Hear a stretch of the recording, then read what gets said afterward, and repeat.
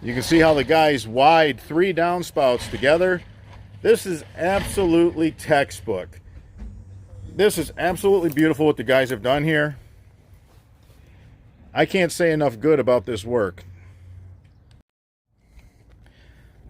The homeowner had these running above ground. They were temporary. I just wanted to show you. Look at the shingle gravel that's come off this roof. Look at the shingle gravel. It's unbelievable.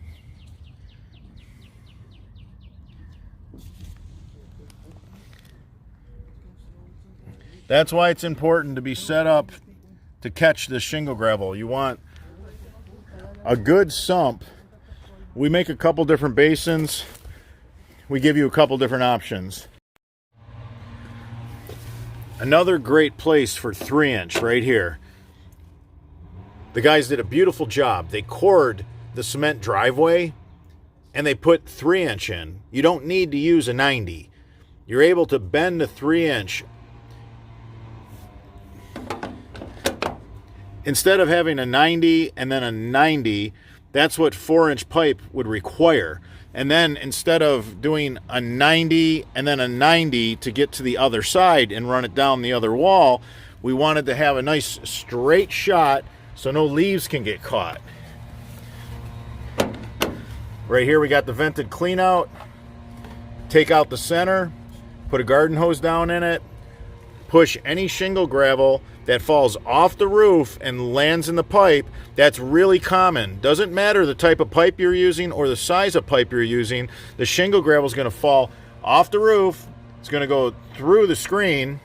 It's going to land down in the pipe, and it's going to build up right here. That's why it's really important to be able to stick a garden hose in and have nice access like this. You can push the shingle gravel with a garden hose, and you can push it towards the inline catch basin.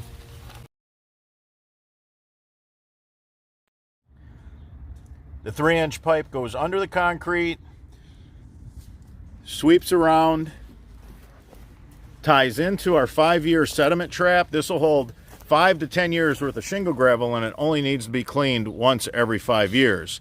We're in landscape. The guys chose to go with the solid. So we have the solid cover inside our plate.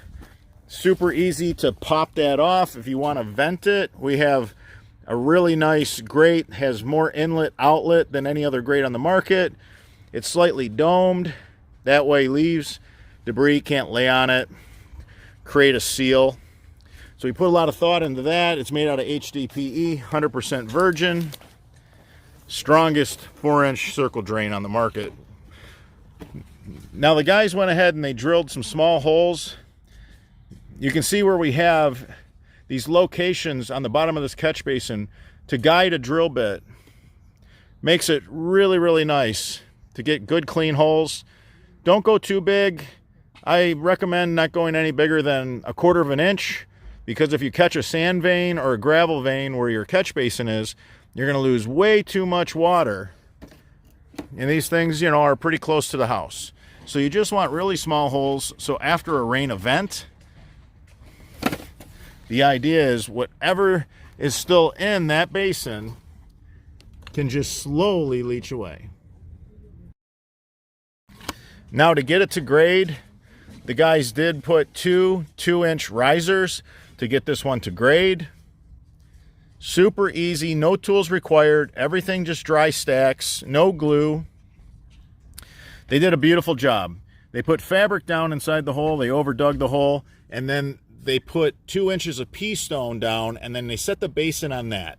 That way you can drain water into a bed of pea stone. It comes in contact with more of the subsurface soil, allowing for better leaching.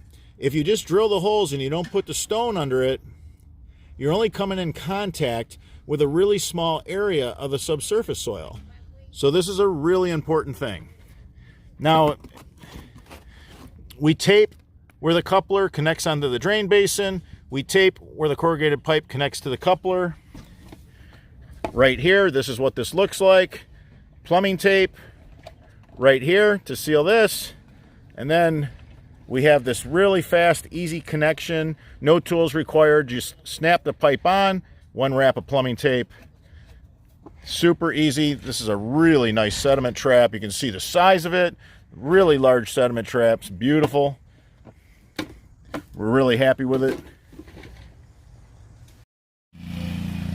No doubt there's not a stronger pop-up on the market, and it's the only one that has a turf restrictor plate. The grass can grow and grow and grow and grow before it impedes the water. Daylighting your system, again, it is the #1 reason why underground buried downspout systems fail, is because the grass just grows over those little pop-ups. This is a larger pop-up, so the grass can grow over it, and it's not going to affect where the water daylights. Yes, you can get your hand down in this, and you could just grab the tree seeds that happen to float down into the elbow. Super easy to get inside this system. Everything snaps together. Quick, simple. One piece of pipe from the pop-up emitter all the way to this Y fitting. Minimize your connections if you can. Then they go up to the basin. One piece of pipe to all the basins. Beautiful job, beautiful job. One piece of pipe to the basin. Then there's another piece of pipe that gets you to your riser that goes up to your vented Cleanout leaf filter. Again, textbook, picture perfect, and this all snaps together with no tools. The only tool you need is a box knife or hacksaw for cutting your corrugated pipe to fit, and if you want to drill the holes in the bottom of the inline catch basin, you'll need a drill. But we made it as simple as we possibly can. Have a couple rolls of really good plumbing tape to seal up every connection. That'll keep out the roots. You want to prevent the roots from getting inside your system. When you have trees near your system, you have to be conscious of root intrusion. It's going to be a problem. So you want to use that plumbing tape at every connection point. Give us a thumbs up if you enjoyed this video. If you have any questions regarding downspouts, or if there's a video you'd like me to make, leave it in the comments section. I'm your host, Robert Sherwood, and until the next video.